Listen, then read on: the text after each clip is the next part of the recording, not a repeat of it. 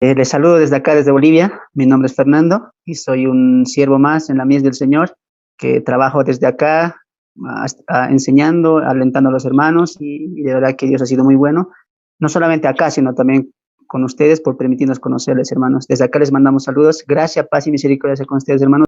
Abran sus Biblias en Josué capítulo 1, verso 8, un texto para meditar, un texto para reflexionar antes de ingresar al estudio del día de hoy. Josué capítulo 1, verso 8. Josué capítulo 1, verso 8. La palabra del Señor nos dice así: nunca se apartará de tu boca este libro de la ley, sino que de día y de noche meditarás en él, porque no, para que guardes y hagas conforme a todo lo que en él está escrito, porque entonces harás prosperar tu camino y todo te saldrá bien. Muchos de nosotros conocemos de memoria el texto de Josué 1.9, pero muchos evitamos o no conocemos mucho el texto de Josué 1.8, que es anterior al 1.9. Anterior del 1.9, o en el 1.9 nos dice que no te dejaré ni te desampararé, pero anterior a eso siempre está de la mano con la palabra de Dios, con la voz de Dios, con los mandamientos de Dios. Y eso es muy importante notar. Todos queremos que Dios nos bendiga, y todos queremos que nos salga bien, sí, pero Dios dice, hay una cláusula, hay un mandamiento. ¿Cuál? Que mi palabra, que mi voz esté en ti. No solamente un mediodía, no solamente un día, todos los días. Y que no solamente la estés, sino que la medites, que la rumes constantemente. No principalmente para que a Josué en este caso le vaya bien en todo lo que él haga, sino para que le vaya bien en todo lo que Dios le mande, que es muy distinto. Tenemos que entender que Dios nos bendice no para nuestro propio bien, sino para su bien de Él. Si Él va a empezar algo en nosotros, Él va a ir bendiciendo. Pero la clave, ¿cuál es? Que meditemos su palabra, que la palabra estemos nosotros rumeándola día y noche, que no la apartemos de nosotros. O sea, que la palabra sí se puede apartar de nosotros. Sí. ¿Cómo? Por culpa del pecado, por culpa de la pereza y por culpa de no estudiar la palabra, meditar la palabra. Muchas veces el creyente se aleja de eso, se aleja del mandamiento, se aleja de la palabra y al mismo tiempo se está alejando del Dios de la palabra. Por eso Dios dice, no, tiene que estar ahí, medítala día y noche, día y noche. En el verso 6 diría, esfuérzate y sé valiente. Y esto es un esfuerzo para cada uno de nosotros. Se viene un año en el cual mucha gente va a tratar de ver lo malo de este mundo, va a tratar de ver lo que el mundo está haciendo y está pasando. Pero mientras el mundo va cayéndose hacia abajo, los cristianos tenemos que estar hacia arriba meditando su palabra.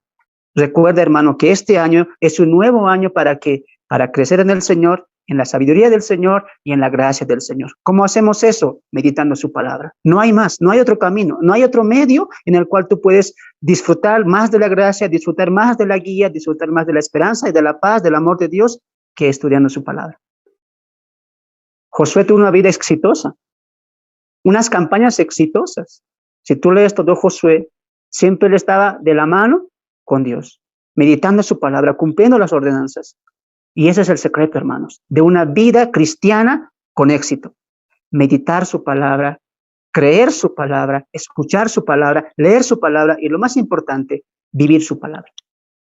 Empecemos un año con ese anhelo, que no solamente sea un mandato, sino que lo hagamos por amor, que lo cumplamos por amor, que leer la palabra, como dice el salmista, sea deleite a nosotros, que sea más dulce que la miel, o como diría el Salmo 42, que sea aquello que el alma anhela, como aquel ciervo que está en el desierto y anhela agua, así brama el alma, mi alma por ti, diría el salmista. Que este año sea un año en el cual anhelemos más y más su palabra, a tiempo y fuera de tiempo. Que también sea un año de vivir la palabra en el sentido de obrar para Dios. Hermanos, necesitamos mucho de proclamadores, necesitamos mucho de hermanos y hermanas que se comprometan con el servicio. Necesitamos mucho más emprender el camino del Evangelio.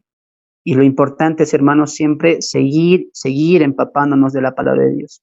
Una vez más el texto nos dice, nunca se apartará de tu boca este libro de la ley, sino que de día y de noche meditarás en él, para que guardes y hagas conforme a todo lo que en él está escrito. ¿Te das de cuenta? no solamente es escuchar, no solamente es ver, sino es hacer lo que ya está escrito. Jesús dijo algo similar, o lo resumiría en uno de los evangelios, diría, si me amáis, guardáis mis mandamientos. ¿Por qué me llamáis Señor y no hacéis lo que el Señor dice? Y eso es muy importante. El creyente nacido de nuevo no solamente va a creer, no solamente va a leer, sino que va a hacer y cumplir la voluntad de Dios. Hermanos, estamos en un año en el cual necesitamos mucho más del evangelio, mucho más de proclamadores, mucho más de hermanos que se coloquen la camiseta, que se coloquen el uniforme y salgan a batallar a las canchas. Necesitamos mucho de eso y para eso es una preparación. Josué tuvo miedo, como todos. Moisés murió y él dijo, ¿y qué hago yo? ¿Dónde está Moisés? No me siento capaz, no me siento con el estándar de Moisés. Y es un pueblo grande, es un pueblo numeroso, al cual hay que todavía entrar a la tierra prometida. Falta batallas por ganar, falta campañas por combatir. Y él tenía miedo. Pero Dios está respaldando a Josué. Y es así como nosotros tenemos que ver eso. El miedo está así. A veces nosotros mismos nos colocamos barreras, pero Dios las quebranta. Dios nos hace ver que cuando estamos con Él y en Él, nada es imposible. El miedo se va, el temor se aleja, la vergüenza se deja a un lado y comienzas a batallar y a encaminar el camino que Dios ha trazado para ti. Recuerda que tú y yo tenemos un solo camino, tenemos una sola misión como cristianos, ser conformados a la imagen de Cristo y obrar como Cristo lo hizo. Tú y yo somos discípulos del Señor y estamos siguiendo los pasos del Maestro. Así que este año que las dudas caigan, que los miedos se aparten, que la vergüenza se vaya, incluso los obstáculos que tú hayas tenido el año pasado, este año que no haya. Que sea un año de compromisos en el cual tú te comprometas a meditar la palabra, a rumiar la palabra, a creer la palabra y lo más importante, a vivir la palabra. Y al final de año tú puedes decir, este año sí he obrado para Dios. En este año he dejado de ser solamente una oidora o un oidor y he empezado a ser hacedor. Empecemos a hacer la palabra, no solamente a oír. Empecemos a hacer y la promesa es segura. ¿Cuál promesa? Todas las cosas te irán a bien o serás prosperado. No para ti, sino para la voluntad de Dios que tiene para ti. Es muy distinto. No para tu voluntad serás prosperado, no para lo que tú quieras serás bendecido, no. Para lo que Dios tiene con tu vida, tú serás prosperado, tú serás bendecido, cumpliendo la voluntad de Dios para así seguir el camino de la fe, el camino de Cristo, y es lo más importante, hermanos. Entonces yo creo que este año, como mucho lo hemos dicho, es un año de decisiones en el cual muchos de nosotros debemos aprender la palabra mucho más. Y el compromiso es de ser hacedores, hermanos, de hacedores y cumplir lo que es la gran comisión. Así que los que están en misiones aquí también, un consejo que nos dijo el pastor es que mucho se ha dejado esto del tema expositivo. Y esto vamos a ir ampliando un poquito en esta pequeña introducción del día de hoy. Alguien preguntará, ¿por qué es necesario aprender libro por libro? Y es muy importante. Y aquí hacemos dos separaciones o dos distinciones. Una es la predicación expositiva y otra es la predicación temática. Una es la predicación expositiva y otra es la predicación temática, ¿no? Cuando hablamos de predicación temática, creo que todos conocemos el término, es porque se habla en temas. El pastor o el siervo o el que va a guiar la enseñanza trae un tema y ese tema va a sustentarlo con versículos por aquí, por allá. Y es una predicación temática. Todos estamos acostumbrados a eso y eso es bueno también, ¿ya? Pero por otro lado, esto es lo triste, ¿no? Que a veces se ha dejado, o muchos no conocen la predicación expositiva. Cuando hablamos de predicación expositiva, nos referimos a que estudiamos libro por libro, trasfondo por trasfondo, y vemos el libro como un todo, como una sola cosa, como un solo libro, ¿no es cierto? Y tenemos que entender eso, porque la diferencia de la predicación expositiva y la predicación temática, ¿cuál es? Que en la temática solamente nos llevan a leer 3 o 4 versículos, o hasta, exagerando 4, a veces solamente uno de un solo libro. Un ejemplo les voy a colocar. Por ejemplo, cuando un maestro viene y dice, vamos a hablar del arrepentimiento, te lleva a Mateo, te va a hacer pasear por Juan, te va a llevar a Romanos, te va a llevar a Efesios, etcétera, etcétera. Te está enseñando un punto, sí, un tema, el arrepentimiento, pero solo está extrayendo versículos de ciertos libros. En cambio, la predicación expositiva se centra en un libro, en empezar un libro desde el capítulo número 1, versículo número 1, hasta el final. Y eso es lo bueno. ¿Sabes por qué? Porque en la predicación expositiva tú puedes aprender más de ese libro. Por ejemplo, si alguien cita Efesios capítulo 1, versos 15 para abajo, cuando habla del Espíritu Santo, uno puede entender que el Espíritu Santo está entrando ahí. Pero en la predicación expositiva, ahí te das de cuenta por qué Pablo está citando ese texto, cuál es la función de ese texto y cómo está aportando ese texto a la revelación de toda la Biblia. Eso es lo hermoso de la predicación expositiva.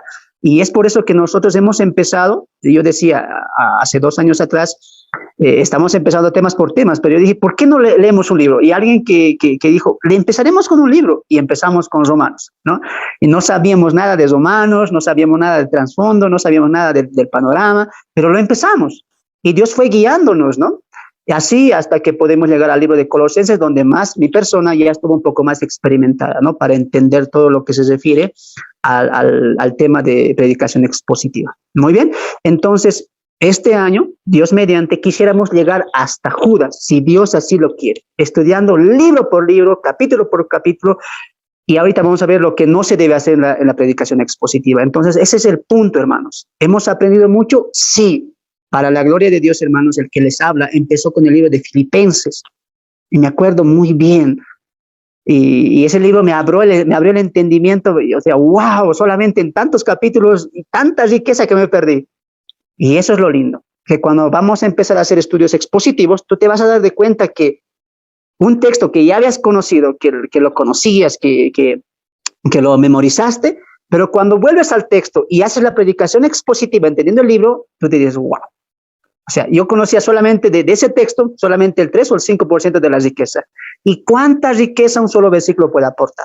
Eso es lo hermoso de estudiar expositivamente. Así que los que están aquí, maestros, los que están líderes y los que están emprendiendo una célula también, recomendamos que hagan eso, que empiecen un libro. Recomendamos porque sea un libro pequeñito, ¿no? Pero que entendamos los siguientes principios que hoy día os les vamos a enseñar, ¿ya? Empezamos, hermanos, con la introducción al estudio expositivo o a la predicación expositiva. La importancia, ¿lo hemos visto eso? Es muy importante porque entendemos que el estudio expositivo nos abre muchos caminos hacia una mejor interpretación, hacia una mejor aplicación y hacia una mejor observación del libro, ¿ya? Ahora, hay errores que se cometen en el estudio expositivo de un libro, y eso es muy importante notar, porque la mayoría de las personas, cuando empezamos su libro, rápidamente van a muchos errores, y lo hemos visto. Por ejemplo, ¿cuál? Errores que se cometen en el estudio expositivo. Número 1, no mantener el tema central, y ese es un problema. Cuando empezamos un libro, es importante entender el tema central. ¿Para qué? Para no alejarnos del tema central. Muchas veces cuando vamos al texto, estamos buscando otras cosas, o pensamos o interpretamos de otra manera, y ahí confundimos las cosas. Es importante entender que el libro a estudiar tiene un tema central, y tú no tienes que salirte de ese tema central. Eso es muy importante.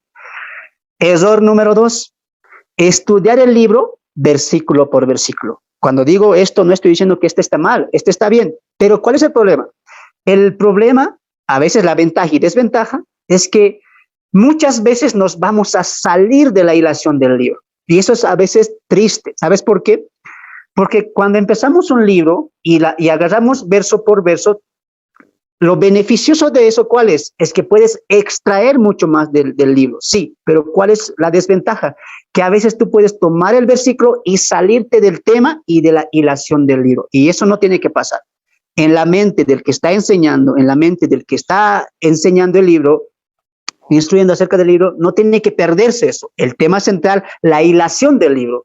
No tienes que salirte del libro, no tienes que salirte del tema, ¿ya? Entonces, eso es un error muy frecuente también que se hace. Estudiar verso por verso es muy bueno, sí, y lo vamos a hacer también, ¿no?, acá, pero no salirse del tema y no salirse de la hilación, es decir, al punto al cual está yendo el autor, ¿ya?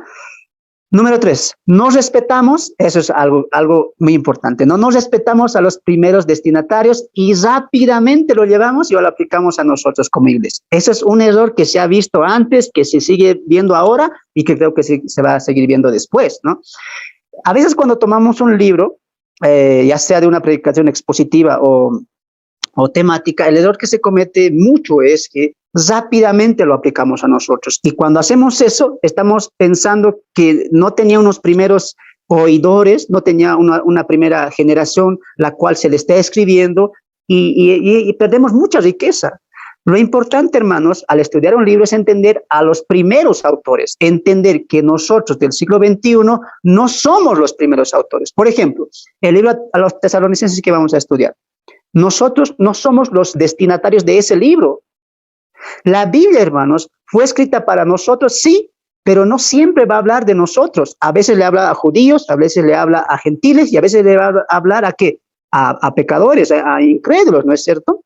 Y hay que entender eso. Por ejemplo, en Tesalónica va a hablar a los creyentes y cuando no entendemos de qué está, de cómo está compuesta la iglesia, cómo eran los primeros cristianos en esa época y lo aplicamos rápidamente nosotros, estamos cometiendo un error y podemos cometer un desastre, un total desorden. Un ejemplo claro, ¿cuál es? Efesios, por ejemplo. Muchos de nosotros hemos estudiado Efesios. Y el error que se comete cuando empezamos a estudiar Efesios, ¿cuál es? Empezamos con el capítulo 1 y dice, Dios los bendijo con bendiciones espirituales, ustedes que han sido predestinados. Y muchas de las personas que rápidamente lo aplican a la iglesia. Mira, hemos sido predestinados antes de la fundación del mundo. ¿Él nos eligió? Sí, pero has obviado un detalle importante. ¿Cuál? Los primeros destinatarios. ¿Te das de cuenta? Porque este punto de los primeros destinatarios nos abre mucho el panorama, hermanos. Por ejemplo, cuando conversaba con alguien acerca de Efesios, y mi persona también lo entendíamos así, porque repito una vez más, todos venimos desde ese trasfondo, ¿no? Estudios temáticos, aplicación directa, y eso es lo triste, hermanos. Eso es lo triste, que a veces nos lo aplicamos rápidamente nosotros y no estamos conociendo la riqueza y la plenitud del texto o del libro a estudiar. Por ejemplo, este caso de Efesios. Efesios nos habla de la predestinación, nos habla de la elección, nos habla de que fuimos predestinados antes de la fundación del mundo, Efesios capítulo 1, ¿no es cierto? Pero cuando lo aplicamos a nosotros, rápidamente nosotros somos los predestinados, nosotros somos los elegidos. Pero si tú lees el trasfondo, si tú lees los primeros destinatarios, ahí vas a entender que los elegidos, los predestinados, no es la iglesia, más es la casa de Israel, más son los judíos. Entonces es importante entender eso de la regla de los primeros destinatarios. ¿A quién se le está escribiendo el libro? ¿Por qué se le está escribiendo el libro? ¿Cómo estaba la situación de esa iglesia? Y muy importante, ¿cómo estaba conformada la iglesia en ese tiempo? Entender eso te abre el panorama. Primeramente entiendo a quién es el escrito y después lo aplico a mí. Recuerden esa regla. Primero es interpretar y después es aplicar, hermanos. No es rápidamente aplicar. Aplicar está bien, pero es primeramente interpretar. Algo que quiero señalar aquí es que un texto puede tener muchas aplicaciones, pero solamente tiene una interpretación. Repito una vez más, un texto puede tener muchas aplicaciones, sí, pero solamente tiene una interpretación. Mucho ojo con eso. Lo importante es primeramente interpretar y después aplicar. ¿Por qué? ¿O para qué? Para no aplicar mal. Para no aplicar mal. Eso es lo importante, ¿ya? Así que un error que se comete, ¿cuál es? No respetamos como estudiosos a los primeros destinatarios. Error número 4. Todo se lleva directamente a nivel práctico, aplicativo y devocional, ¿no? Consecuencia de no respetar los primeros destinatarios o la época, nos va a llevar a ¿qué cosa? A malas aplicaciones, a mal uso práctico del texto y hasta un mal uso devocional, ¿no es cierto? Ejemplo tenemos muchos. ¿Cuál? Por ejemplo, Malaquías, que habla del diezmo y dice, ¿por qué me habéis robado? No habéis traído el diezmo al alfolí, ustedes me han robado y todo eso. Y alguien utiliza el texto ¿para qué? Y lo aplica directamente a la iglesia. ¿Eso está bien? No está bien. ¿Por qué? Porque no está respetando a los primeros destinatarios. ¿A quién está hablando Malaquías? ¿Había iglesia en ese entonces? No. Entender que hay primeros destinatarios nos hace entender en qué parte el texto nos está ayudando. Ahora, ¿de Malaquías podemos sacar aplicación? Claro que sí, pero no está diciendo directamente a los creyentes. ¿Te das de cuenta? A veces cuando agarramos textos sueltos, lo malinterpretamos y lo aplicamos directamente, no respetamos los primeros destinatarios y lo aplicamos a nosotros mismos, a la iglesia, cometemos errores. Es muy importante eso, y es por eso que hoy estamos en esta introducción. No estamos entrando al libro, estamos te dando las bases para hacer un buen estudio. No solamente aquí, sino que tú también lo hagas en tu célula, en tu congregación o a quien tú quieras enseñar expositivamente. Una regla, ¿cuál es? O un error que se comete, ¿cuál es? No respetar los destinatarios primeros. ¿Y cuál? Aplicar rápidamente, a lo práctico, a lo devocional. No. Recuerde las 3 fases para hacer un buen estudio. Observamos el texto, interpretamos el texto y al final aplicamos el texto. Ese es el orden. Ese es el orden. Observamos el texto, interpretamos el texto y aplicamos el texto. Eso es al final. Lo nivel práctico, lo nivel devocional, lo nivel aplicativo y práctico es al final. Y eso es interesante notar. ¿Sabes por qué? Porque el apóstol Pablo siempre va a ir a lo doctrinal y va a pasar a lo práctico. Si tú lees Filipenses, Colosenses, Efesios, Pablo primeramente enseña doctrina, enseña Biblia, enseña teología, y después dice, muy bien, esto que hemos aprendido, ahora practiquen. Si tú das un vistazo a las epístolas de Pablo, es así, él se maneja así, primeramente doctrina y después aplicación. Nosotros también tenemos que ser así, primero interpretar, observar el texto y después aplicar a las vidas o a nuestras vidas o a las vidas de los que estamos enseñando. Número 5. Errores que se cometen también en un estudio expositivo es que se pierde, eso es muy importante, se pierde la riqueza de escudriñar el libro. Y eso es lo que a veces perdemos. A veces la iglesia o los creyentes están sumergidos en la pereza y en el aburrimiento. ¿Sabes por qué? Porque nos sentamos y decimos, mira, ese hermano está diciendo el mismo texto una y otra vez. Está hablando el tema una y otra vez, y de ese texto que ya hemos sacado, que el pastor o ese hermano ha sacado la riqueza, al no interpretar bien, al no observar bien, al cometer estos errores, ¿qué está haciendo? Se está perdiendo de la riqueza. Tienes tú que entender que un texto, un solo versículo, hermanos, tiene mucha riqueza y que no has llegado ni siquiera a la mitad de ese texto. No sé si alguna vez te ha pasado que un texto que lo conoces, que lo sabes, que lo has predicado, después de muchos años, con un poco más de conocimiento, vuelves al mismo texto y dices, wow, este texto yo lo veía, lo repetía, yo lo conocía, pero ahora que entiendo esto, vuelvo al texto, hay mucha riqueza que yo no sabía. ¿Te ha pasado? Es porque a veces cuando no utilizamos el estudio expositivo, nos perdemos de mucha riqueza. Y esa es la verdad. ¿Ya? Tú entenderás esto porque Jesús mismo nos dio una clave de interpretación que es escudriñar las escrituras, ¿no es cierto? En San Juan 5, ¿no es cierto? Él dijo escudriñad. Y la palabra escudriñar, hermanos, es escarbar. Y ese es el trabajo de nosotros, escarbar el texto. Por ejemplo, cuando utilizamos un texto, aplicando la regla de Jesús, que es escudriñar, hermanos, como lo dije, es escarbar ese texto. Cavar, es decir, excavando, que hay más riquezas del texto. Y eso es lo bueno del estudio expositivo, y de no aplicar rápidamente, y de respetar los primeros destinatarios o el tema central.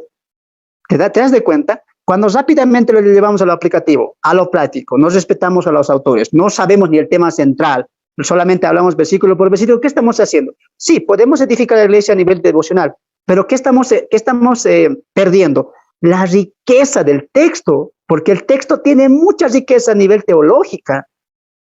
¿No es cierto? Recuerda eso. Escudriñar es cavar, es escarbar, es sacar más y más jugo del texto. Tú tienes que volver al texto y seguir sacando riqueza. Los hermanos que hemos leído ya Filipenses, Colosenses y Efesios, una vez más volvemos a Filipenses, seguro que vamos a sacar más y más riquezas. Eso es lo hermoso de la Biblia, que su riqueza no tiene límites.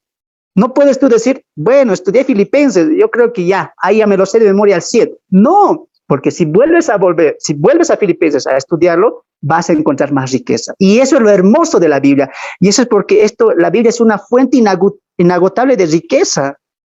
Vuelves al texto, vuelves al libro, vuelves a estudiarlo y hay más y más riqueza. Y eso es lo hermoso, hermanos. Y cuando no hacemos este tipo de estudios, nos perdemos de esa riqueza, hermanos. ¿Ya? Entonces, escudriñar es muy importante, implica escarbar, sacar el jugo a lo máximo y sacar la más grande riqueza que podamos encontrar y que Dios nos permita a través de la iluminación del Espíritu Santo. ¿ya? Entonces, hasta ahí veíamos algunos errores que se cometen en el estudio expositivo, errores que tú tienes que grabártelo para no cometerlo, ¿ya? Vamos a los beneficios del estudio expositivo. Beneficios del estudio expositivo. Los beneficios de que los hermanos, los estudiantes o los que están impartiendo estos estudios obtendrán son muchos, muchísimos. Pero todos ellos tendrán como fruto y resultado una sola cosa, que van a crecer en el conocimiento de la palabra. Y aquí quiero diferenciar dos cosas. Una cosa es ser maduro en la fe y una cosa es ser maduro en el estudio de la palabra. Anota eso, anota eso. Una cosa es ser maduro en la fe y otra cosa es ser maduro en la palabra. Y ahorita vamos a ir a ejemplos, tal vez tú no me estás entendiendo. ¿Cómo es ser un maduro en la fe, hermanos? ¿Cómo es ser un maduro en la fe? Un maduro en la fe es alguien que tú ves que no se aparta de Dios, que está constantemente orando, que está constantemente en la congregación, que trabaja en la obra, que apoya en la obra, que apoya las misiones, pero tú no ves un conocimiento crecido en cuestión de la palabra de Dios. Y hay mucha gente que te dice así tristemente, hermanos que están ahí 20, 10 años o 15 años y dicen, hermano, estudiaremos expositivamente el libro de Hechos, por ejemplo. No, hermano, yo ya sé o yo ya conozco. Y esos son, aunque tú no ves que no son hijos del mal, tampoco ves que sean hermanos que se van a irse del camino, tú ves que sí, son hermanos sinceros que están en la congregación, pero tú no ves un nivel maduro de estudio de la palabra. Y eso es lo que uno tiene que anhelar. Yo lo dije muchas veces a muchos jóvenes, incluso a muchos hermanos también. Yo le dije, yo sé que tu fe es sincera. Yo veo que tú amas al Señor, pero no veo esa pasión por la palabra. Tú tienes que también, a la misma vez de ser maduro en la fe, también ser maduro en la palabra de Dios. A ver, cuando una persona nace de nuevo, un creyente nace de nuevo, esa persona ha sido salva, ha nacido de nuevo, está dentro de la familia de Dios y el Espíritu Santo mora en él. Ha sido cambiado de las tinieblas a la luz, de la muerte a la vida. Sabemos eso. Pero a nivel que vaya pasando eso, también tiene que añadirse una cosa. El crecimiento y la madurez en el estudio de la palabra. Ahí vamos a ir a los textos. Por ejemplo, Pablo en Colosenses, vamos a Colosenses capítulo 1. Colosenses capítulo 1. Ahora sí hablan sus Biblias. Colosenses capítulo 1, verso 9 al 10. Colosenses capítulo 1, verso 9 al 10. Mira lo que Pablo va a orar ahí. Colosenses capítulo 1, verso 9 al 10. La palabra de Dios dice así: por lo cual también nosotros, desde el día que lo oímos, no cesamos de orar por vosotros y de pedir que seáis llenos del conocimiento de su voluntad en toda sabiduría e inteligencia espiritual, para que andéis como es digno del Señor, agradándole en todo, llevando fruto en toda buena obra y creciendo en el conocimiento de Dios. Los hermanos en Colosenses, o la iglesia en Colosenses, ya había creído. Es más, Pablo dice, wow, yo estoy sorprendido porque ustedes oran por los hermanos, oran para que la palabra llegue, están unidos en la fe, y sabemos esto porque Epafras nos contó todo esto, y estamos gozosos de que ustedes hayan conocido al Señor. Sí, pero Pablo está orando por otra cosa. Ahora, muy bien, tienen fe, tienen salvación, sí, pero añaden una cosa más: crezcan en la palabra, en el conocimiento. Crezcan y sean llenos del conocimiento de Dios, de su voluntad. Crezcan en el conocimiento de Dios. Y eso es la madurez y el crecimiento de la palabra de Dios. Entiende esas dos cosas. Muy bien, puede ser tener fe, puedes haber nacido de nuevo, ser salvo, y puedes mostrar eso, sí, pero lo que Dios quiere, lo que Pablo quiere también aquí, y lo que tenemos que anhelar, no solamente es tener fe, sino crecer en el estudio de la palabra de Dios. He ahí la diferencia en un maduro y en un inmaduro, en que uno que ha crecido y uno que sigue ahí, siendo un niño, siendo un bebé. Tiene fe, no negamos, nace de nuevo, sí, pero no tiene ese deseo de crecer en la palabra, que es muy distinto, hermano, es muy distinto. Entonces ahí Pablo está, ¿qué cosa pidiendo? Crezcan en la palabra, conozcan más a Dios. No está pidiendo que sean salvos, ya son salvos, pero ahora crezcan en el conocimiento de Dios, en la inteligencia espiritual. ¿A qué está apelando Pablo? Al conocimiento, a la mente, ¿sí o no? Entonces, tú tienes que entender y preguntarte hoy, si eres cristiana, si eres salvo, amén, pero ¿estás buscando madurar en tu crecimiento del estudio de la palabra? Y eso es lo que Pablo quiere, lo que Dios quiere, que crezcamos en el conocimiento de la palabra de Dios. Vamos a un texto más. Efesios capítulo 1, verso 15 al 17. Ahí Pablo va a hacer la misma mención. Efesios capítulo 1, verso 15 al 17. Efesios 1, 15 al 17. Ahí la palabra del Señor dice así. Por esta causa también, yo habiendo oído de vuestra fe en el Señor, mira, eran cristianos que ya tienen fe, Pablo reconoce que son nacidos de nuevo, que están en Cristo, y dice el 16, no ceso de dar gracias por vosotros, haciendo memoria de vosotros en mis oraciones, para que el Dios de nuestro Señor Jesucristo, el Padre de gloria, os dé espíritu de ¿qué? De sabiduría y de revelación, ¿de qué? En el conocimiento de Él. ¿Qué está pidiendo Pablo? Que crezcamos en el conocimiento de Dios. Y eso es lo que tenemos que anhelar, hermanos. La fe, hermanos, a la misma vez que es instantánea la salvación, pero el proceso de la madurez ya mucho va a implicar de ti y de mí. Pablo dice, muy bien, ustedes han creído, son salvos, yo oro por ustedes, doy gracias a Dios de que han creído, sí, pero también ahora pido a Dios, ya no que sean salvos, porque ya lo son, lo que pido a Dios, lo que oro a Dios es que ustedes, que Dios les dé, que les conceda el conocerle más, que les ilumine más. Y he ahí cómo tiene que ser un buen maestro, porque aquí hay un principio de cómo tiene que ser un buen maestro, o un buen pastor, o un buen líder. El líder o el pastor siempre va a anhelar eso, no se va a conformar con, muy bien, en salvo, ahora sigue tu camino, no. Te va a enseñar a cómo crecer en la palabra. Va a anhelar eso y no va a pedir cosas. El pastor no va a pedir cosas para ti, bienestar, salud. No, él va a pedir que crezcas en el conocimiento de la palabra. Pablo, ¿qué está pidiendo aquí? Por ejemplo, lo que va a pedir en Tesalonicenses. Tenían persecución, tenían hambruna, había mucha gente que quería dañar a la iglesia, pero Pablo no pide nada de eso. Pablo pide, conozcan más a Dios. He ahí la diferencia de cómo uno va a ir madurando en la palabra. Pablo sabe muy bien que lo importante ¿cuál es? No que Dios nos bendiga, ahora somos salvos y que Dios nos dé lo que necesitamos, no, que crezcamos en la palabra. Y Pablo está orando por eso, lo hace por los filipenses, lo hace por los efesios y también lo está haciendo por los colosenses. ¿Qué te da a pensar eso a ti? ¿Qué es lo que Dios quiere? Dios quiere, muy bien, eres mi hijo, eres mi hija, bien, estoy alegre, pero ahora quiero que tú crezcas, que me conozcas más, que me entiendas más. Esa es la diferencia, hermanos. Podemos tener fe, podemos ser salvos, pero una diferencia es que si hemos crecido en el conocimiento, el estudio de la palabra de Dios. Eso es muy diferente. He ahí, ¿por qué tú dices un hermano que está 40, 50 años ahí, le preguntas, hermano, preguntas básicas, como por ejemplo, hermano, ¿cuáles son los pasos de la salvación? Y ahí te dicen, no sé, y empiezan a decirte cosas. Y hay preguntas que parecieran ser de kinder, pero hay hermanos que 10, 15, 20 años no las saben. Y una vez más, repito, tienen fe, son nacidos de nuevo, vemos que son hombres piadosos, sí, pero no tienen un conocimiento de la palabra de Dios. Y ahí la diferencia entre la madurez en el estudio de la palabra y la madurez de la fe de uno que ya ha sido salvo. ¿Te das de cuenta? Pablo siempre está hablando de eso y quiere eso también. La Biblia está hecho para eso. Porque si solamente fuera a ser salvos y listo, entonces no tendría una necesidad de tener el canon, pues. Si solamente es para decir, acepten a Cristo, lo acepto, lo creo, muy bien, salvo. Entonces, ¿para qué la Biblia? ¿Para qué el estudio de la palabra? No, tiene un propósito. Y creo que Pablo lo dice en Timoteo cuando él dice, para que la Escritura los prepare, los enseñe, los conduzca a obrar perfectamente a Dios. 2 Timoteo 3:16. ¿Te das de cuenta? Tiene un propósito la palabra y tú tienes que entender eso. Muy bien, eres cristiana, sí. Pero cuando tú veas tu Biblia, tú pregúntate, si Dios me ha dado la Biblia, si tengo la Biblia, las Escrituras, Dios quiere algo y tú quieres que le conozcas, que tengas inteligencia espiritual para que al final eso te lleve a un obrar para Dios. ¿Te das de cuenta?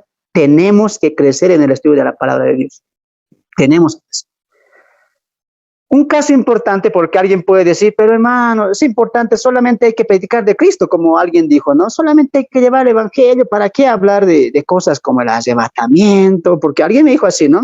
Bien, ¿tú crees en el arrebatamiento antes de la tribulación? Sí, yo creo, estoy seguro, yo le decía, amo esa doctrina. Pero él decía, no, yo no creo en eso, pero no importa, hermano. Lo importante es que tú prediques a Cristo y yo predique a Cristo y lo demás no hay que decir a la gente. ¿Por qué? Porque les vamos a confundir, me decía. Un momento. Yo decía, entonces, si solamente es hablar de Cristo y no hay que profundizar en los temas doctrinales, como Trinidad, como la divinidad de Cristo, como el arrebatamiento, como la seguridad de la salvación, entonces, ¿para qué tenemos Biblia? Y él decía, a ver, me decía, solamente hay que predicar el Evangelio. Pero un momento, hay mucha gente que piensa que el Evangelio solamente es hablar de Cristo, y no. Pablo diciendo en Hechos capítulo 20, si no me equivoco, y yo no he oído de enseñar todo el consejo de Dios. Y el Evangelio implica todo eso. No solo implica que Cristo vino, implica también hablar de su segunda venida y cómo eso va a ir marcando paso por paso. Y la Biblia nos da grandes rasgos de cómo eso va a ir pasando. Yo le di un ejemplo a esta persona. Yo le dije, muy bien, tú crees solamente tener esto, pero hay algo más y la Biblia quiere darte mucho más. ¿Por qué es importante el conocimiento o el estudio de la palabra de Dios? Porque eso va no solamente a respaldar tu predicación, sino también va a nutrir más tu predicación, va a hacerlo más efectivo, va a hacerlo más completo. Un ejemplo, vamos a Hechos capítulo 18. Hechos capítulo 18. Mira lo que está pasando aquí, el caso de Apolos. Hechos capítulo 18, verso 20. A ver, Hechos capítulo 18, verso 20. Hechos capítulo 18, verso 20. Muy bien, la palabra de Dios dice así. Vamos a leer desde el 24. Llegó entonces a Éfeso un judío llamado Apolos, natural de Alejandría, varón elocuente, poderoso en las escrituras.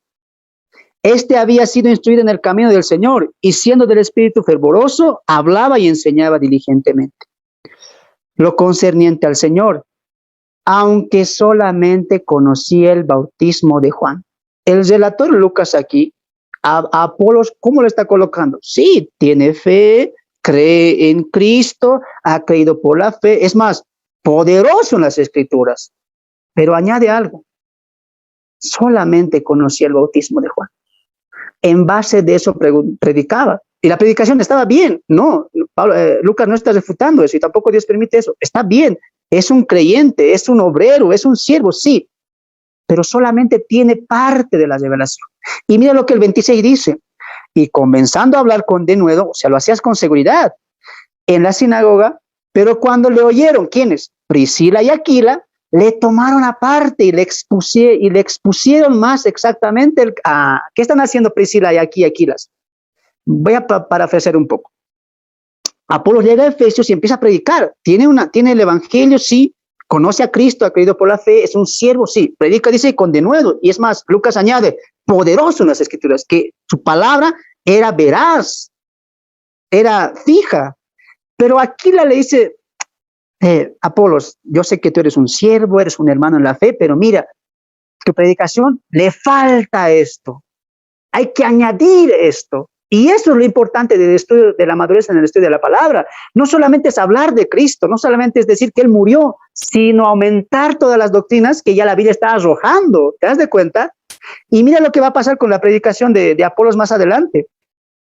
26. Y comenzando a hablar con denuedo en la sinagoga, pero cuando lo oyeron Priscila y Aquila, le tomaron aparte y le expusieron más exactamente el camino de Dios. Le están diciendo, bien, te vamos a dar más revelación del camino de Dios. 27.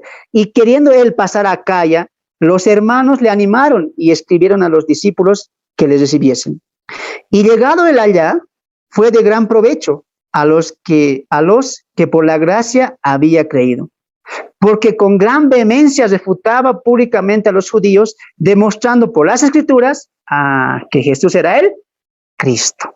Ahora, subraya esa parte que dice que él era de más provecho. Y eso es lo hermoso, pues, hermanos. No es que estamos diciendo, hermanos, lean, estudien, quémense las pestañas solamente para que pierdan el tiempo, para que tengan algo que hacer. No, está bien, tú crees por la fe, tú tienes el evangelio de Cristo, tú hablas de la fe, sí, pero cuando te empapas más del estudio de la palabra, vas a ser de más provecho. Tu palabra, tu predicación, tus estudios, lo vas a dar con más condensación, o sea, más nutriente va a ser eso. Cuando nos empapamos más, mira el caso de Apolos, por ejemplo.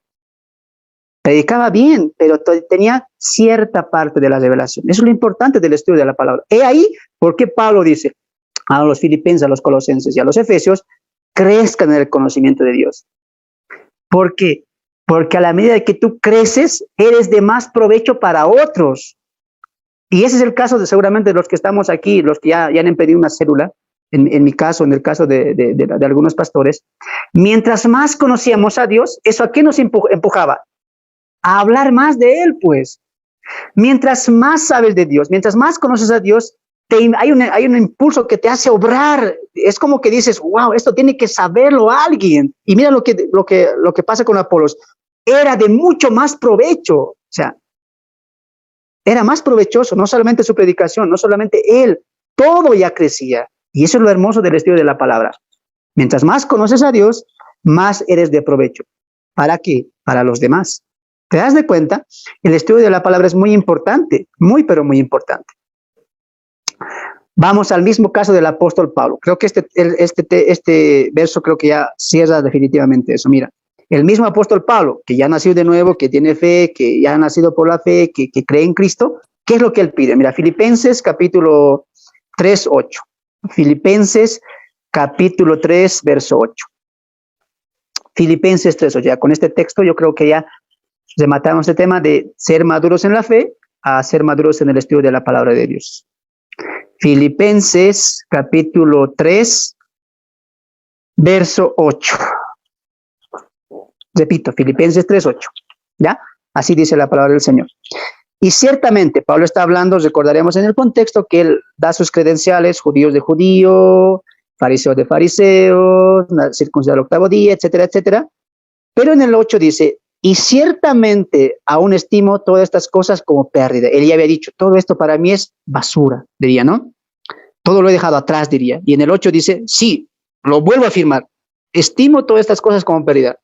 Por la excelencia del conocimiento de Cristo Jesús, mi Señor, por amor del cual lo he perdido todo y lo tengo por basura. ¿Para qué? Para ganar a Cristo. A ver, Pablo, o sea, ¿recién vas a ganar a Cristo? ¿Recién vas a tener fe? No, Pablo no está refiriéndose a ganarse la salvación o conocer a Cristo de una manera salvífica, no, porque él ya lo ha conocido, ya ha sido salvo, ya ha empezado su apostolado. Entonces, ¿por qué él dice, quiero ganar más a Cristo? Porque más abajo lo va a decir.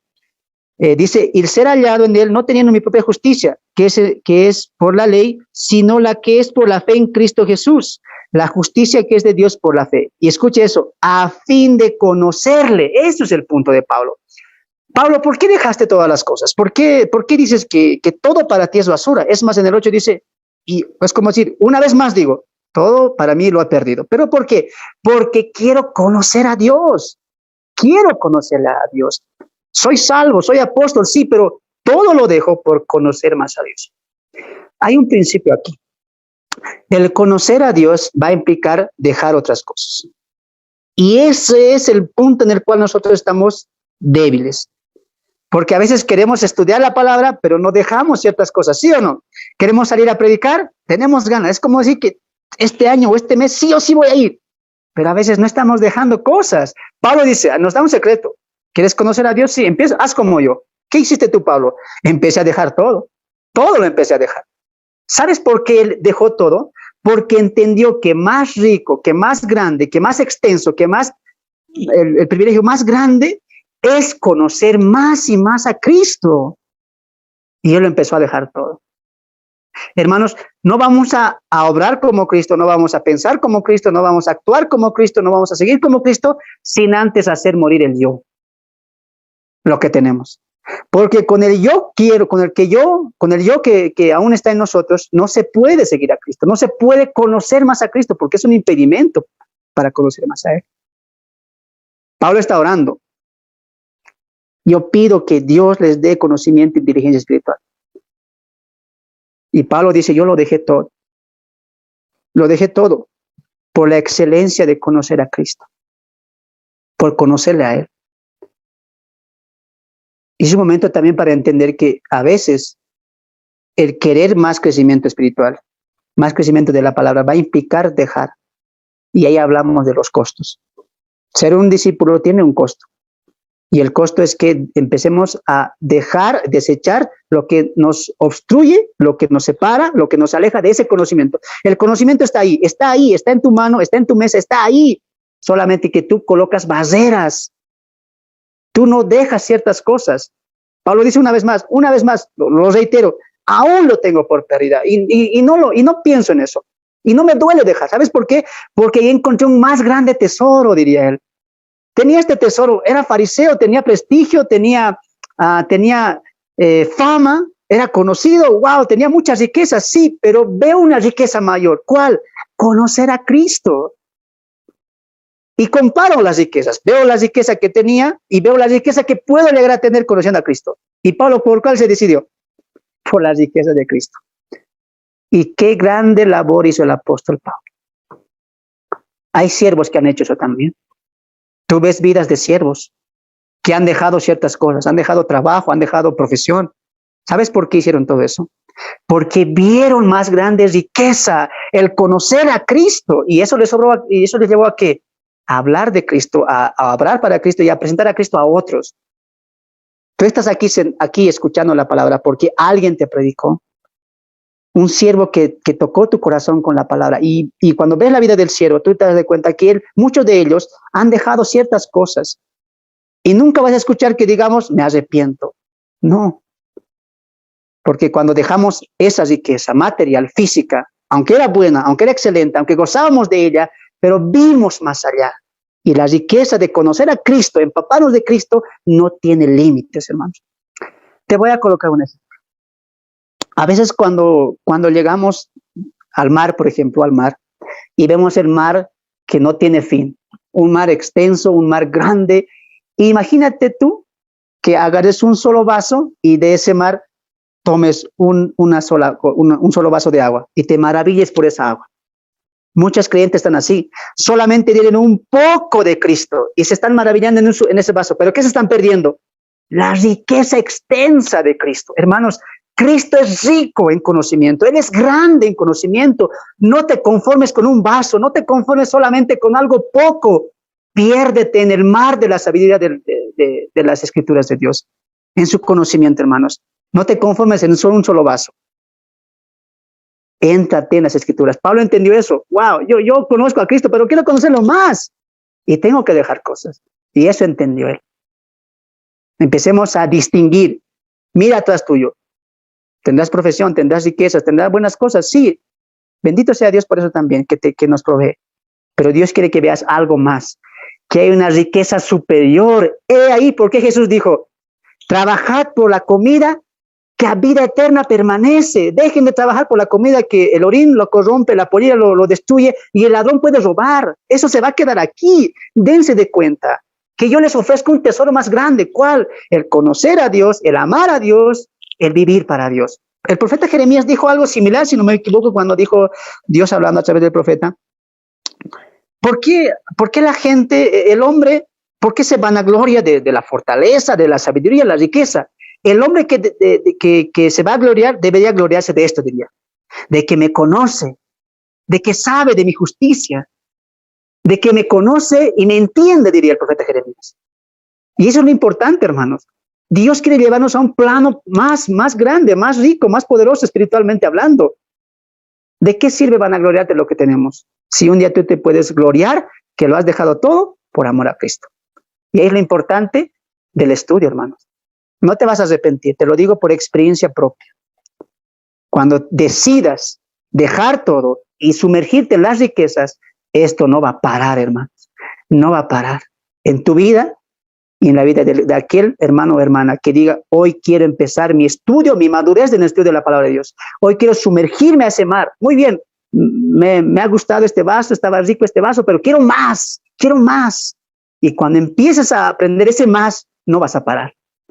Y va a ser la mejor decisión que hayas hecho. Si yo le pregunto a Pablo, si volvemos al tiempo en que tú dejaste todo esto, ¿te arrepientes? Él dirá, no me arrepiento.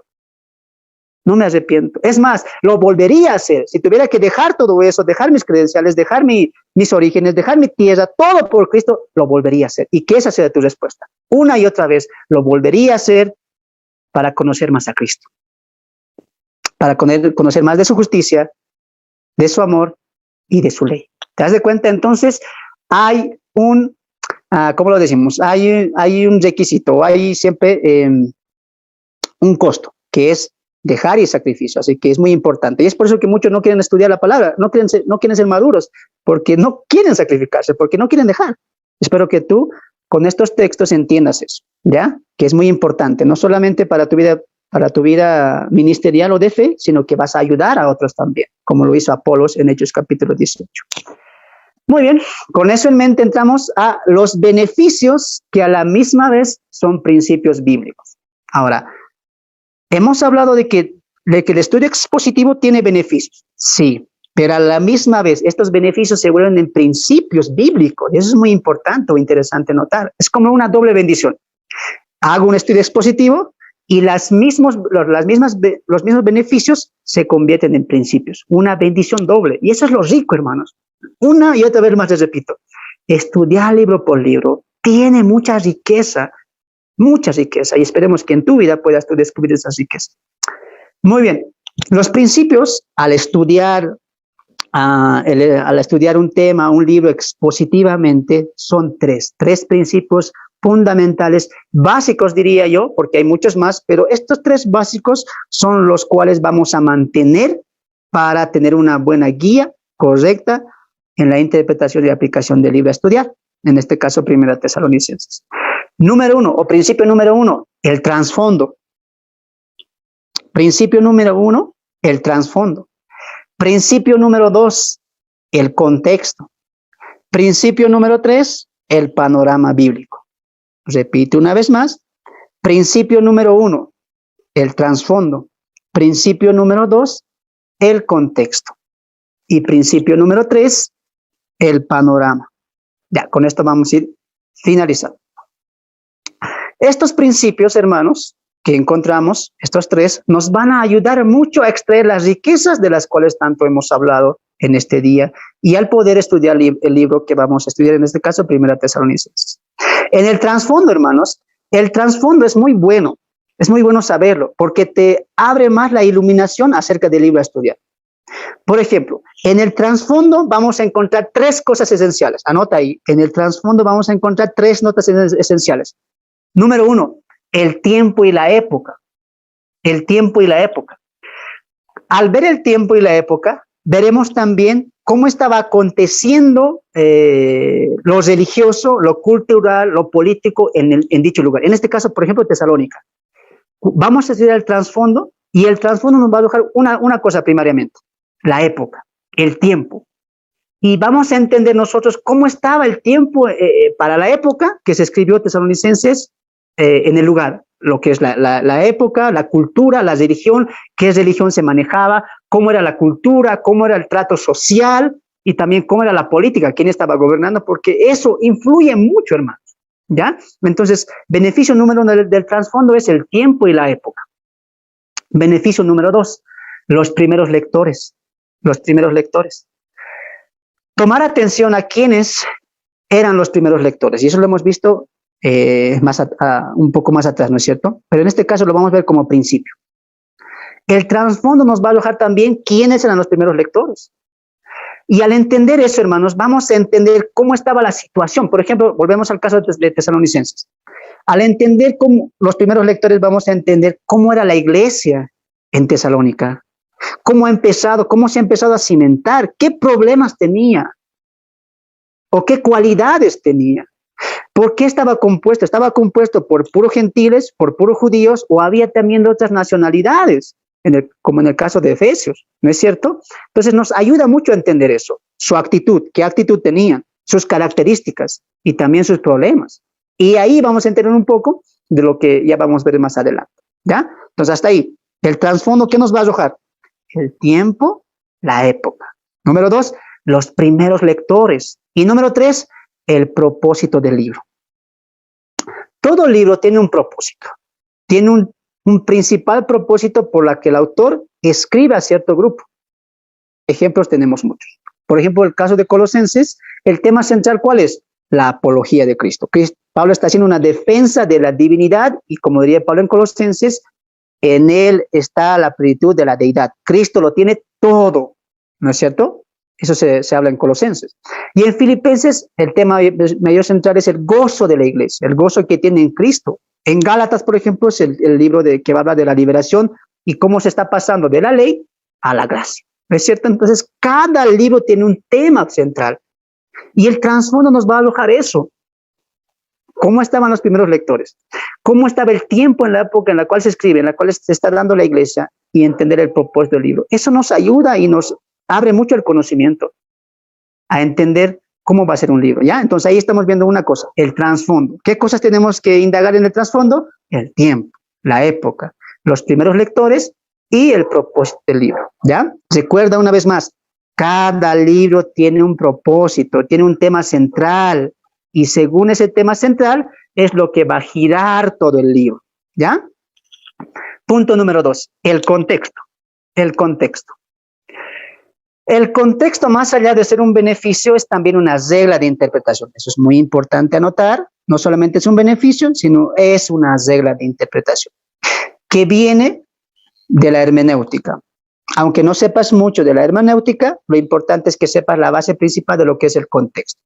En el contexto, en el estudio expositivo, vamos a utilizar 3 cosas. Número 1, el contexto inmediato. Número 2, la hilación del libro. Y número 3, entender el libro como un todo. Déjame repetir eso a los que están anotando. En el contexto, hermanos, vamos a aplicar tres reglas básicas, pero fundamentales para la mejor comprensión. Número 1, el contexto inmediato. Número 2, seguir la hilación del tema o la hilación del libro. Y número 3, entender el libro como un todo. Ahora, para entender un poquito eso. Creo que en el contexto inmediato, creo que estamos toditos entendidos en eso, que es utilizar textos antes o textos después al versículo o al capítulo a estudiar. O sea que si yo voy a estudiar el capítulo 2, yo tengo que reforzar eso con el capítulo 1 o el capítulo 3. ¿Para qué? Para utilizar el contexto inmediato. ¿Qué es el versículo o del capítulo a estudiar? La hilación, hemos visto eso también. La hilación va de la mano con el tema central. El tema central nos va a dar luz de cómo el autor está siguiendo la hilación. Recuerda que la palabra texto también se traduce como tejido. Entonces, las mujeres entienden muy bien eso. Cuando tejes algo, el hilo vas jalando, ¿no es cierto? Vas jalando el hilo y del hilo vas formando algo, ¿no es cierto? Por ejemplo, cuando estás tejiendo algo, agarras un hilo y el hilo, mientras va consumiendo ese hilo, tú vas formando, qué sé yo, un gorro, un suéter o algo así. También así es el libro. Pablo va a detallar algo y para ese algo está utilizando textos. Los textos son tejidos que van formando ese tema. Y ese tema está llevando a una hilación. ¿Y esa hilación cuál es? El tema central. Por eso es importante entender el trasfondo, porque el trasfondo te ayuda a entender el contexto. Te das de cuenta, todo va de la mano. ¿Ya? Entonces, seguir la hilación. No te pierdas de la hilación. Si el tema, por ejemplo, en Colosenses es la divinidad de Cristo, la apología de Cristo, tú tienes que encajar los textos en ese tema central. Y no solamente lo vas a hacer tú, sino que el mismo autor te va a ir dando las pausas, cómo él está tejiendo el tema. Eso es la hilación, seguir la hilación, ¿ya? 3, entender el libro como un todo. Es decir, que el libro en sí es un conjunto. Aunque vayamos a estudiar capítulo por capítulo, por ejemplo, Colosenses o Filipenses, que tiene 4 capítulos, yo voy a estudiar capítulo por capítulo, sí, verso por verso, sí, pero tengo que entender que el libro es un todo. El libro es un todo, como un solo tema, ¿ya? No debemos salirnos del libro, eso es lo importante, ese es un error que no se debe cometer.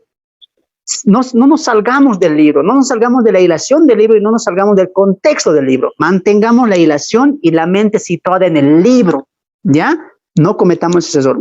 Ese error se comete mucho cuando sacamos un texto, lo llevamos a otro lado y no respetamos el trasfondo, el contexto y el tema central, ¿ya? Entendamos que el libro, aunque está dividido por capítulos, por versículos, es un todo y tenemos que verlo como tal, ¿ya? 3, el panorama bíblico. Ya creo que están ustedes ya familiarizados con estos términos, pero vale la pena recalcar. Tener este principio nos ayuda a poder entender el libro en todo el panorama que arroja la Biblia. No debemos olvidar que la Biblia, aunque está compuesta por 66 libros, en realidad es una sola. Y como es una sola, lleva un solo pensamiento, un solo propósito y un tema central. y es más, un personaje central. Eso es muy importante. Cuando encontremos un libro, en este caso, ustedes ya tienen que saber si el libro es poético, histórico, profético o sapiensal, ¿no es cierto? Y ese libro tú tienes que entenderlo y encajarlo en el panorama de la Biblia. Tienes que entender que la Biblia, aunque está dividida en 66 libros, es un solo libro. Tiene un solo autor y tiene un solo tema central y tiene un personaje principal, ¿ya? Tú no puedes sacar el libro y llevarlo a otro plano, por decirlo. Tienes tú que ese libro colocarlo en el plano del panorama bíblico. No sé si me estoy dejando entender. Pero para este principio vamos a utilizar tres puntos principales, ¿ya? Para entender el panorama bíblico del libro, vamos a colocar 3 puntos principales. Número 1, el tema central. El tema central. Como lo hemos visto, y es bueno recalcarlo, es aquella que el escritor nos va a colocar su mayor atención y cada escrito, o sea, cada versículo va a contribuir a ese tema central, ¿ya? Número 2, el personaje principal. Tenemos que entender que en este sentido del personaje principal siempre va a ser Cristo, siempre va a ser Cristo. Así leas el Antiguo Testamento o así leas el Nuevo Testamento, el personaje principal no va a cambiar. ¿Cuál es? Cristo. Cristo. Hablando Cristo con los de Camino de Emaús, le decía que todos los salmos, los libros proféticos, poéticos, hablaban de él. Por lo tanto, todo el libro del Antiguo Testamento habla de Cristo. Y el Nuevo también, porque el Antiguo Testamento nos habla de la preparación de cómo Cristo se va a manifestar, y el Nuevo Testamento ya se nos revela a Cristo. Por lo tanto, el tema central, así empieces por Filipenses, así empieces por Colosenses, así empieces por Josué, siempre va a ser Cristo. Eso tienes que grabártelo bien. Esa es una buena regla de interpretación. Leer la Biblia, interpretar la Biblia cristocéntricamente. Si no encuentras a Cristo en el texto, hermanos, el estudio es pésimo. Por eso es importante entender eso, que Cristo está en toda la Biblia. Y eso es lo que a la Biblia le va a llenar de riqueza, que encontremos a Cristo. A veces, hermano, cuando no entendemos que el personaje principal de la Biblia es Cristo, cometemos errores. Como por ejemplo, ¿cuál? Cuando mucha gente se va a Apocalipsis, cuando nos habla, Apocalipsis 13, si no me equivoco, cuando nos habla de la marca de la bestia, que nos habla del anticristo, la gente coloca importancia en que dice, ¿cuál será la marca? ¿Será la marca un chip? ¿Será la marca el coronavirus? ¿Y qué están colocando? Ese texto no es que Dios lo colocó, a ver, así va a ser las cosas. No duerman, piensen en qué será la marca. No, tú tienes que ver el texto y ese texto con su contexto, con su libro, cómo está apuntando a Cristo. ¿Te das de cuenta? Tú tienes que encontrar a Cristo en todos los versículos. No tienes que sacar a Cristo de los versículos ni de los capítulos, ni mucho menos del libro principal o del libro que vas a estudiar. Entender que el personaje principal siempre, en cualquiera de los 66 libros es Cristo, nos ayuda a más riqueza. He ahí, porque mucha gente, por ejemplo, en esto del anticristo o del falso profeta, dice, ¿quién será el falso profeta? ¿Quién será el anticristo? O preguntas como, ¿de dónde salió la esposa de Caín? Si fueron gigantes los de Génesis 6, y se están perdiendo de las riquezas que se encontrará Cristo en el texto. Y tú ya no tienes que hacer eso. Tú ahora vas a ir a la Biblia entendiendo una cosa. El principio del panorama, ¿cuál es? Cristo es el tema central. Por lo tanto, yo voy a ir a buscar a Cristo y Cristo va a aparecer. Va a aparecer. Y ahí es donde tú digas, wow, esto ha sido deleite, ha sido rico para tu vida espiritual. Muy bien, encontrar a Cristo en cada página de la Biblia. Número 3.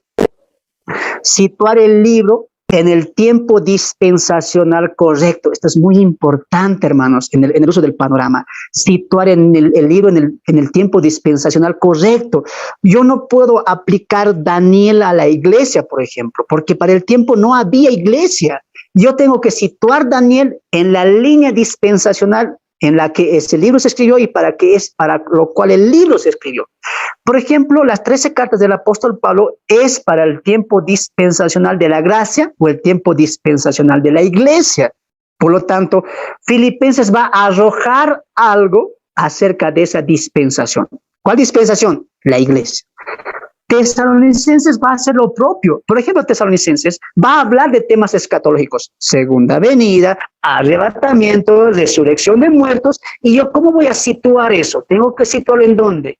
En la dispensación. Por ejemplo, la segunda venida, ¿en qué dispensación ya está? En la dispensación en la cual se cierra o finaliza el tiempo de la gracia y empiezan los juicios de Dios. Yo tengo que situar lo que es escatología al tiempo dispensacional. Yo tengo que situar soterología o salvación al tiempo dispensacional al cual el libro está arrojando. Por ejemplo, el error que se comete en cuanto a esto.